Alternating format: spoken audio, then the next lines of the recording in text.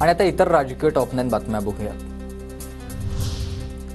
3 डिसेंबरला महाविकास आघाडीचे शिष्टमंडळ निवडणूक आयोगाची भेट घेईल। शिष्टमंडळात नाना पटोलेंचा समावेश, निकाल आणि मतदानाच्या टक्केवारीवर आक्षेप घेतल्यानंतर निवडणूक आयोगाचं चर्चेसाठी निमंत्रण। ईव्हीएम मशीन हॅक करू शकतो असा दावा करणाऱ्या सय्यद शुजावर सायबर पोलिसांकडून गुन्हा दाखल।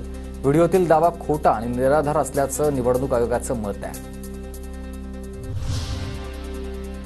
आमच्याकडे राहिलेले कडवट निष्ठावंत, पालापाचोळा उडून गेलाय। संजय राऊतांचा गुलाबराव पाटलांवर हल्लाबोल।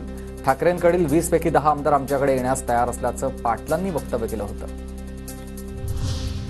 शिंदेंना ताप काय आला, दरेगावात काय जाऊन बसले, शेवटी भाजप सांगणार तेच शिंदेंना ऐकावं लागणार। मनसेच्या राजू पाटलांचा टोला, ईव्हीएमवरून लक्ष हटवण्यासाठी सगळं सुरू आहे का असा संशय असल्याचीही प्रतिक्रिया।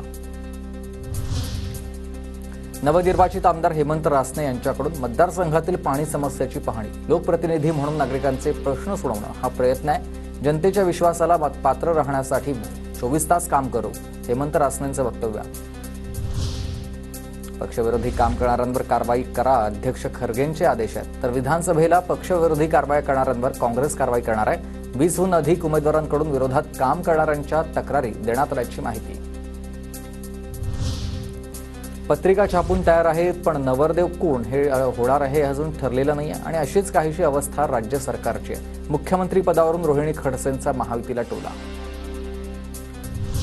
मनसेचे अविनाश जाधव यांच्यावर ठाणे जिल्हाध्यक्षपदाचा राजीनामा मागे। विधानसभा निवडणुकीतील पराभवानंतर दिला होता राजीनामा, मात्र राज ठाकरेंच्या आदेशानंतर अविनाश जाधवांचा राजीनामा मागे। ईव्हीएमवर आक्षेप घेत बॅलेट पेपरवर निवडणूक घेणाऱ्या मार्करवाडीमध्ये जमावबंदीचे आदेश। लाठीचार्ज करा किंवा गोळीबार करा, मतदान प्रक्रिया होणारच। ग्रामस्थ फेरमतदानावर ठाम आहेत।